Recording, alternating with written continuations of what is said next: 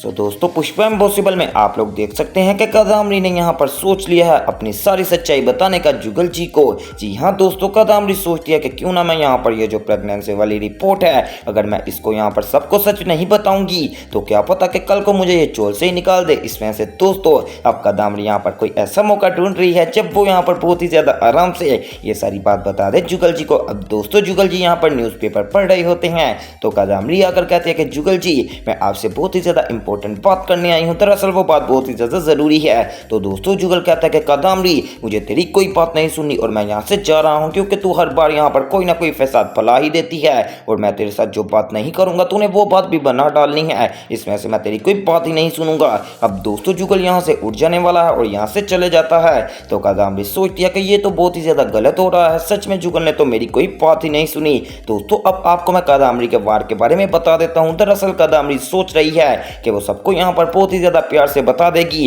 कि यहाँ पर वो आप लोगों से झूठ बोल रही है, या फिर दोस्तों ये भी हो सकता है कि कादम्बरी कुछ इस तरह बात बनाकर बताए कि जो बेबी है वो यहाँ पर ज़ाया हो चुका है। अब दोस्तों ये तो यहाँ पर कादम्बरी के ऊपर डिपेंड करता है कि वो किस तरीके से बात बताएगी। दूसरी तरफ दोस्तों यहाँ पर जो पुष्पा इम्पॉसिबल है उसके साथ जब प्रोफेसर शास्त्री आए थे चोल के अंदर तो दोस्तों कादम्बरी ने यहाँ पर प्रोफेसर शास्त्री से भी बात करने की कोशिश की थी और सब कुछ बताना चाहा था, लेकिन दोस्तों आपको हमारे प्रोफेसर का पता ही है वो ऐसी बातों के बीच में बिल्कुल भी नहीं आते और कहते हैं कि कादम्बरी तुम्हारी मेहरबानी है कि अपने काम को अपने काम तक रखो, मेरे तक ये बात को ना लाओ। इसमें से मैं तुम्हें कह रहा हूँ कि जाओ जो मर्जी कर लो, मैं यहाँ से जा रहा हूँ और ना मैं तुम्हारे मुंह लगना चाहता हूँ। तो दोस्तों कादम्बरी कहती है कि प्रोफेसर जी एक मरतबा मेरी बात तो सुन लीजिए। तो दोस्तों प्रोफेसर कहते हैं कि नहीं, जो भी बात बतानी है जाकर जुगल से करो या फिर पुष्पा से करो। दूसरी तरफ दोस्तों अगर बात की जाए यहाँ पर दीप्ति की मम्मा की तो सच में यहाँ पर बखूदरा ने बहुत ही ज्यादा गलत किया है कि दीप्ति की मम्मा को इतना ज्यादा गुस्सा चढ़ा दिया कि अब दीप्ति की माँ यहाँ पर चोल में आकर सबको कहती है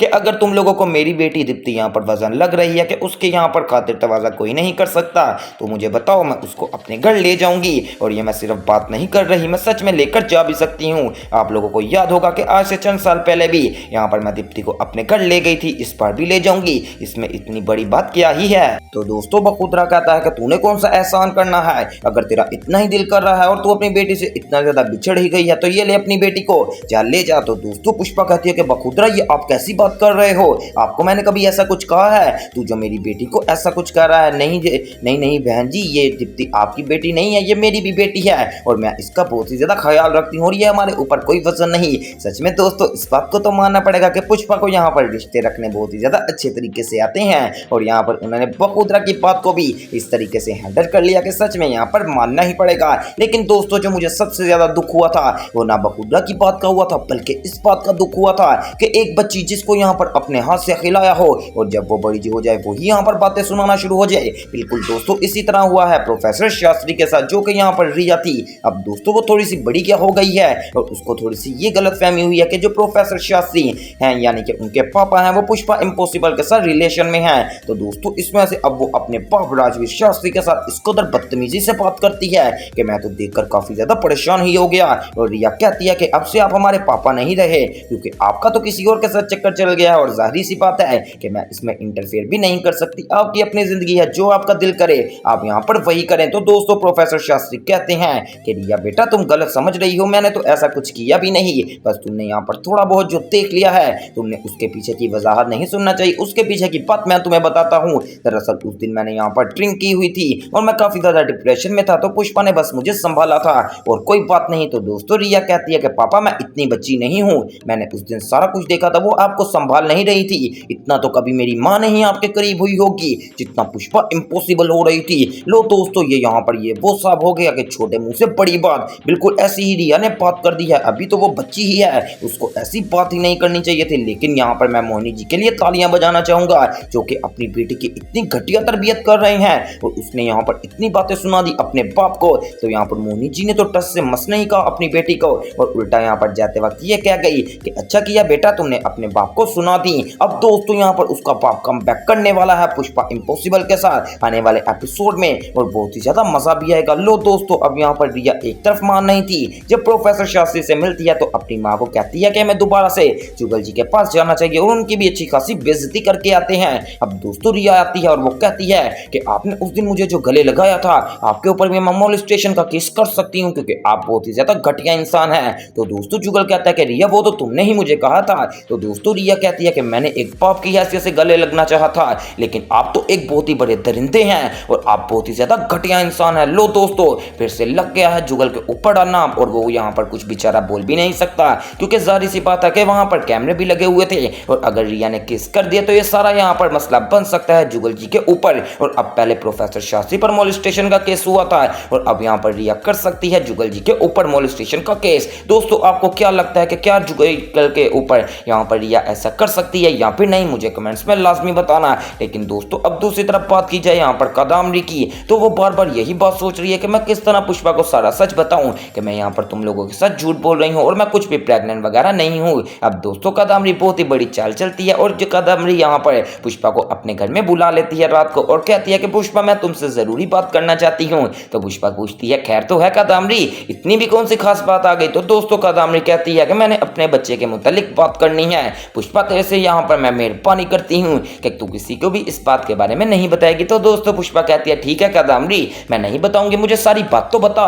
तो दोस्तों अब यहाँ पर कादम्बरी बताने वाली है कि ये जो बच्चे वाली बात थी ये यहाँ पर बिल्कुल झूठ बोल रही थी मैं आप लोगों से, मैंने सिर्फ और सिर्फ ये इसलिए किया था ताकि जुगल जी मेरी तरफ के हो जाएं, लेकिन अभी भी वो यहाँ पर मुझे अच्छा खासा रिस्पॉन्स नहीं मिला। तो मैंने सोचा कि एमी आपके दिल में कोई उम्मीद उभरे इससे पहले मैं यहाँ पर आप लोगों को सारा सच बता दूं। दोस्तों ये बात सुनकर पुष्पा और भी ज्यादा गुस्से में आ जाती है और कादम्बरी को कहती है कि ये कादम्बरी ये कैसा तू यहाँ पर हमें बहलाना चाह रही थी, हमने तो बहुत ही ज्यादा उम्मीदें बांध ली थी तुझसे, याद है ना कि मैंने तुझे किस कदर बचाया था और आज तूने मेरे साथ ही झूठ बोल दिया। अब जुगल मुझे कभी माफ नहीं करेगा। तुझे पता है कि दीप्ति भी प्रेग्नेंट है, तो मैंने सोचा कि तू भी प्रेग्नेंट ही होगी, लेकिन यहाँ पर उसके तो बेबीज होने वाले हैं। मुझे ये था कि उसके बाद चोल में दोबारा बेबीज हो जाएंगे और तुम लोगों का घर दोबारा से ठीक हो जाएगा, लेकिन अब तो मैं इस यहाँ पर बात को एग्री करती हूँ कि जुगल ने तेरे साथ जो भी किया था बहुत ही ज्यादा अच्छा किया था, और सच में तू इस बात को डिजर्व भी करती है कि तेरी यहाँ पर कोई बात ही ना सुने और तेरी इतनी ज्यादा बेइज्जती हो कि तू यहाँ पर बर्दाश्त ही ना कर सके। अब दोस्तों दूसरी तरफ बात की जाए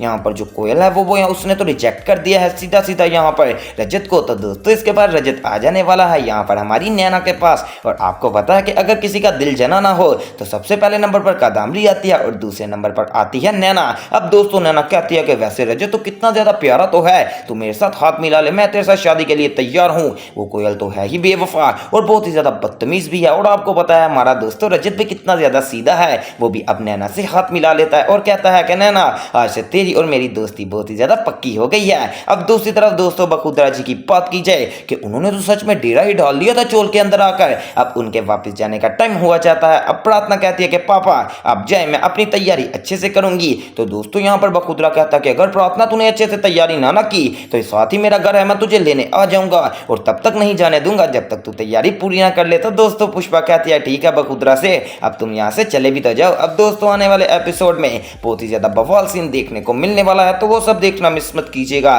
और मेरे चैनल स्पाइसी एंटरटेनमेंट को सब्सक्राइब करें।